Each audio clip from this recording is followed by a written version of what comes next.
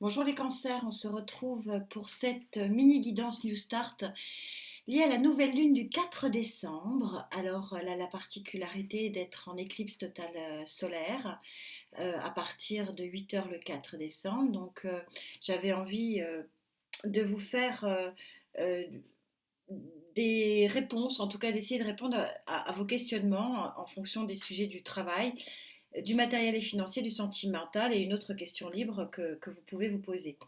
Je vous laisse donc fermer, mettre sur stop la vidéo et puis poser votre intention et voir quelles sont les réponses éventuelles que je peux vous donner. Sachant que ces réponses sont liées aux énergies, je suis toujours en train de vous parler des énergies hautes. Si vous êtes en énergie basse sur un des éléments, un des sujets, c'est pas la peine de poser des intentions, les énergies ne seront pas porteuses. Et c'était aussi un peu mettre en exergue et puis un peu mettre du concret sur ce que je vous dis dans les guidances. C'est-à-dire quand je vous parle toujours d'énergie haute, d'énergie basse, que vous en preniez conscience par rapport à votre propre vie et par rapport à vos propres questionnements. Donc je vous laisse mettre sur pause et on se retrouve tout de suite.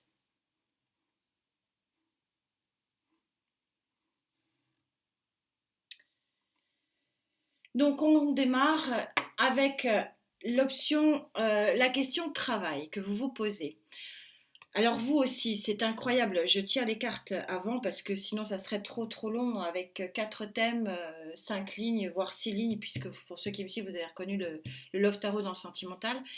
Ça serait vraiment trop lourd en chargement, j'y arriverais pas. Donc j'ai tiré les cartes et je découvre avec vous et je m'aperçois que cette carte elle sort pour énormément de signes. C'est-à-dire qu'on voit bien que on est sur une période majeure. Au niveau des énergies, c'est-à-dire on est sur l'arcane majeur de Gaïa, l'arcane numéro 0, où le choix se pose de rester à pleurer dans l'ombre d'un arbre ou alors de contourner l'arbre et d'aller vers une nouvelle étape de lumière. Donc voilà le travail, vous vous posez des questions sur ce que vous devez choisir ou faire.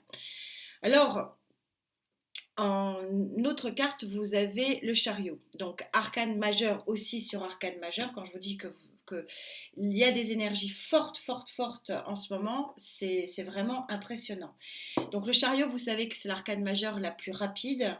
Ça veut dire que vous devez dompter, il y a des choix à faire, mais il y a aussi à terme une réussite de dompter les deux sphinx, le noir et le blanc, pour aller dans une même direction et sur une même victoire.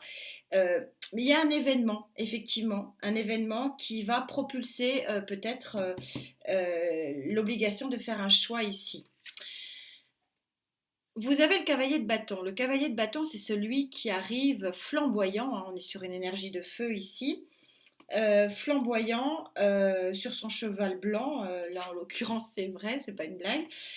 Non, mais blague à part, le cavalier de bâton peut effectivement représenter un signe de feu qui collabore avec vous au niveau du travail, mais aussi associé au chariot qui est vraiment l'événement qui arrive d'un coup seul, qui vraiment est, est là pour vraiment annoncer une victoire sur un événement, sur quelque chose qui arrive sans crier gare. C'est aussi la même idée qu'on peut aussi donner au cavalier de bâton.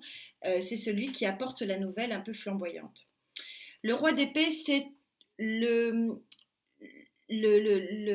bon, je vous rappelle que les cartes ne sont pas sexuées, c'est la personne, et je pense que c'est vous qui prenez cette énergie-là, c'est-à-dire avec une volonté de faire, d'être arrivé à quelque chose que vous estimez juste.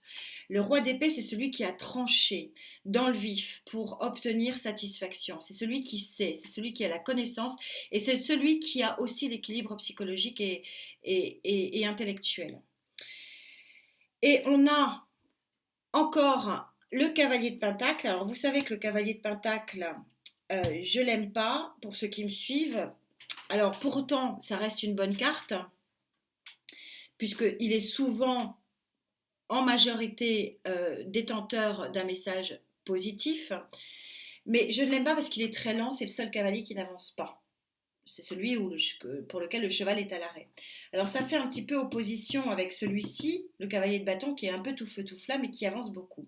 Ce qui me laisse penser qu'on est sur deux cavaliers différents, et donc je trancherai, si vous voulez, pour que l'événement victorieux soit effectivement lié à une tierce énergie de feu, et que ici le message du cavalier de pentacle par rapport au fait de trancher, que vous preniez cette position de roi d'épée à trancher une décision, se fasse lentement. Voilà. Et donc il y a une lenteur, si vous voulez, pour passer la seconde ici. Donc vous êtes encore dans la situation du zéro. Et malgré la présence, si vous voulez, d'une arcane majeure de vitesse et de victoire, on a une certaine lenteur d'exécution ici. Donc je ne pense pas que la réponse... Alors je pense que la réponse à votre question c'est oui. Mais je ne pense pas qu'elle sera favorablement oui à la nouvelle lune. Je pense que ça prendra un peu plus de temps. Voilà pour la réponse. Sur le matériel et financier, c'est souvent effectivement lié, et vous aussi, comme les Gémeaux, vous sortez en matériel et financier l'arcane majeur, que d'arcane majeur. Quand je vous dis que c'est une nouvelle lune très puissante, elle est vraiment très puissante. Vous sortez l'arcane majeur numéro 14, vous êtes en conflit avec vous-même et vous cherchez une zénitude, une harmonie intérieure, et vous cherchez véritablement une zénitude dans le concret. Donc je pense que c'est quand même un peu lié à ça aussi. Vous voyez, quand je vous dis c'est lié à ça, vous sortez le roi d'épée et là vous sortez la reine d'épée. La seule différence entre le roi et la reine, c'est que la reine c'est une main de fer dans un gant de velours, c'est-à-dire qu'elle fait les choses avec un petit peu plus de nuances. Mais la finalité est quand même le même, c'est-à-dire de trancher dans le vif et d'arriver à ce qu'on veut.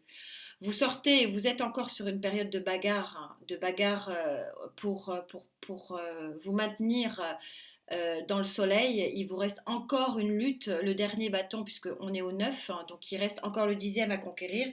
Donc c'est pour ça que vous n'êtes encore pas dans la zénitude et vous n'êtes pas encore dans le bonheur complet. Et puis le voilà, le 10.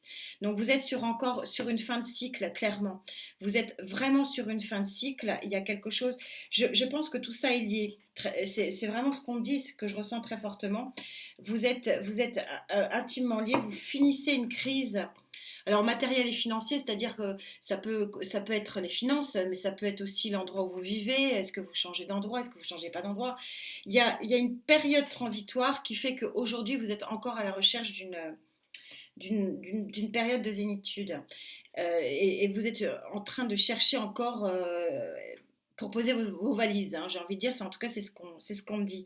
Et vous avez vraiment des cartes très puissantes, hein, arcane majeur, arcane majeur, arcane majeur, et encore arcane majeur.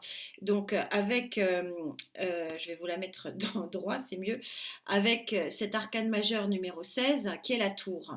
La tour, je fais partie, alors vous allez me dire, elle est complètement folle, peut-être, mais j'espère pas. J'aime la tour parce que c'est effectivement l'effondrement soudain. Donc on a quand même deux choses soudaines qui arrivent. Je fais des fautes de syntaxe en plus. Donc c'est rapide, ça c'est sûr, c'est soudain. Et moi, je trouve que c'est victorieux parce que vous sortez d'une période lourde ici. Et du coup, la tour, à côté du 10 de bâton, vient balayer soudainement le fardeau. Et donc, je la vois toujours souvent très positive parce que s'il n'y a pas des événements d'effondrement, il ne peut pas y avoir de reconstruction. Et là, c'est vraiment ce phénomène-là. Ça me fait vraiment penser à une reconstruction après le fardeau porté. Donc du coup, on est quand même sur une situation très positive et donc je dirais oui aussi à cette situation matérielle et financière. Sur le sentimental, vous avez reconnu le Love Tarot. Vous êtes à la recherche d'un équilibre concret. Et cette carte de Gaïa vous dit que l'équilibre arrive et l'abondance surtout ici arrive. On est sur un cercle vertueux. Donc, allons voir. Allons voir, vous avez encore et encore ce cavalier de bâton, c'est exactement d'où l'intérêt d'avoir plusieurs jeux, c'est exactement l'intérêt de trouver aussi ce cavalier de bâton, peut-être que tout ça est lié. On est dans le sentimental, donc là clairement c'est un être de feu, de signe de feu qui vient à vous ici. Vous avez cette très jolie carte du 6 de coupe. Le 6 de coupe, c'est la connivence, c'est le partage, c'est l'altruisme, c'est la convivialité, c'est la réciprocité. C'est une sublime carte. Accolée à une énergie tierce ici que je ressens très fortement tierce, eh ben, ça veut dire que votre autre, il est bienveillant. Vous avez un 3 d'épée à soigner encore. D'où ce recherche d'équilibre, comme Gaïa se trompe rarement, recherche d'équilibre qui est vraiment très forte ici.